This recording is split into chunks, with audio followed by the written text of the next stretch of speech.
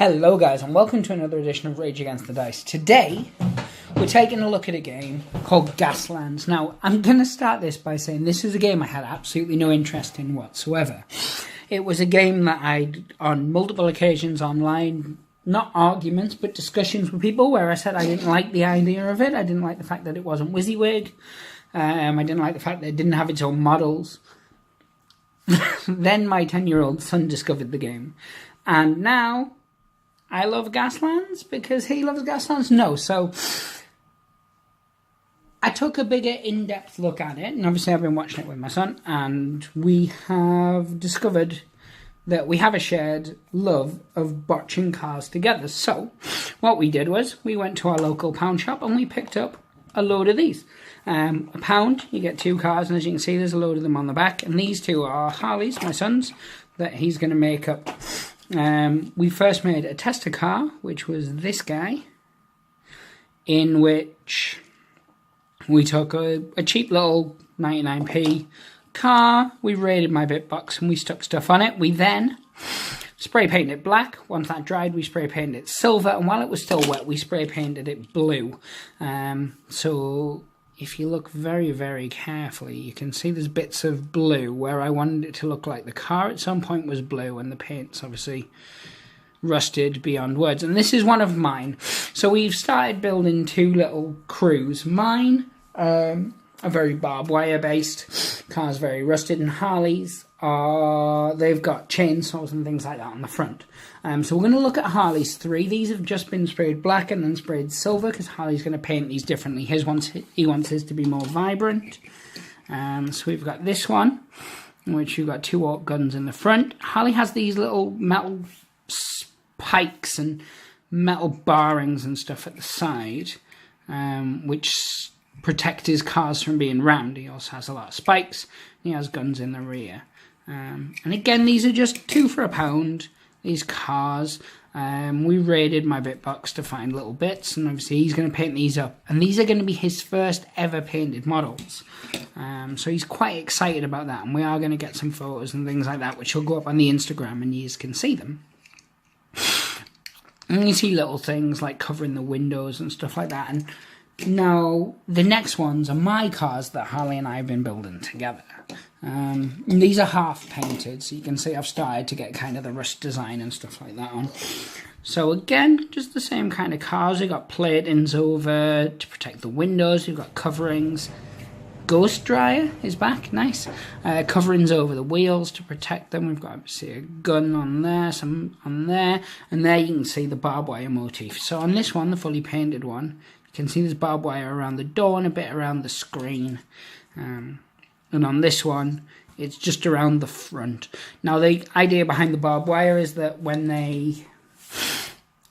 people are trying to board them or anything like that, the barbed wire stops them. It's purely sort of storyline-y based. And here's the next one. It's got like a gun coming out the front. It's got a hood ornament where clearly I've used a Chaos Space Marine backpack. It has these big plates on either side wrapped in barbed wire, again to stop it being rammed and stop people boarding. And then they've stuck some extra spikes and stuff here and there. And I've made some bullet holes and things like that because I figured it would probably... Now this is one of my favourites. As you can see there, that's a Necromunda gun. And I just stuck it on there because I had one spare. It's got a ram that's wrapped in barbed wire, and you can see kind of the rust technique that I'm going with. And we got this one. And this one, I love the concept behind it. It was like people are deciding how they're going to do theirs, and one guy's just like, I'm just going to wrap my car in barbed wire. And that's what he's done. It's stupid and it's impractical, but I love the aesthetic and the idea behind it. So he's got 2 rocket launchers, and then he's got spikes on the front, and he's got kind of sort of spikes on the back that he can push off. They can go onto the road. It's kind of the concept behind that. And then we've got this one, which has got actually a Shaltari gun on it. He's got some metal plates wrapped in barbed wire to one side because he only needs the driver's side to get in and out. He's got a gun on the front, and then they've got these kind of nitrous rocket pack things on the back to propel them forward. And obviously I'm looking forward to getting these finished, just like that one, and then to see what Harley's going to do with his. Now we're each going to build 6. and we're going to go through the rules, and we're going to learn how to play, and then we're going to film a few games, and then we're going to teach my youngest, who's only 3, how to play it as well.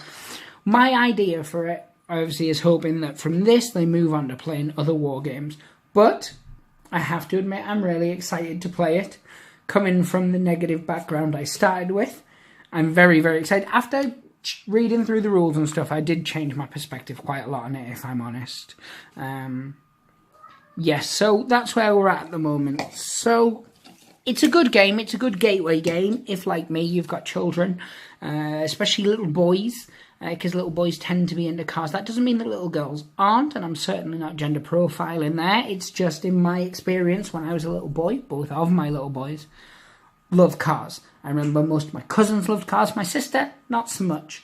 She did like boys' toys, but never really cars. Cars were not her thing. Like I said, it's not to say that girls don't like cars. I'm just saying I'm going to shut up now before I lose a large percentage of my subscriber base. But yes, so if you've got young children and you're a war gamer and you want to get them into it, I think the rule book costs about £8-9 physical copy, and you can get a PDF version as well. You can buy the 2 at a discount from Osprey's website. So we're going to cover it. I'm quite excited to play the game and see if it changes my thoughts on it. I like the concept of the templates and things like that, which you can buy direct from them. You can either print out or you can buy from third-party manufacturers. So check them out. Their website will be in the description below, and from there they've got links to a load of other places and a load of other things. But yeah, so I've gone from being a bit of a skeptic to quite excited about it.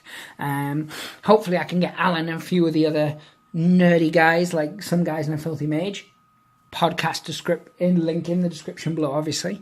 Hopefully I'll get them on board. I know Nate has a young son who's very, very creative.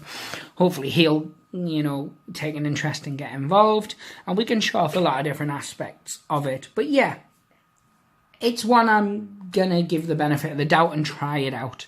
Hopefully it'll come good, and it'll produce some fun content. You'll get to see, obviously, my son playing some games. He's been on a few times, and he likes the wargaming at the start, and then the work involved tends to make him fade out. So hopefully, because he loves cars and he likes being quite creative, that maybe this will be the way forward to something cool.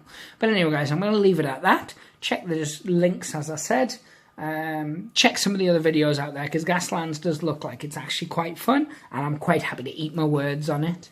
But yeah, as always, guys, give us a like, leave us a comment in the description. If you disagree and you're very anti-Gaslands, let me know. If you're very pro-Gaslands and you've got some tips for us, drop those in the comments below as well. Hit the bell for notifications. Feels weird saying that without Alan. Maybe I should just record him saying that and play it always. I don't know, but apparently YouTube have said if you don't hit the bell for notifications, you don't get to learn about our videos. And we're starting to produce videos more regularly again. We're back on a real schedule. So yeah, I'm going to leave it with that. Look at the cars and things.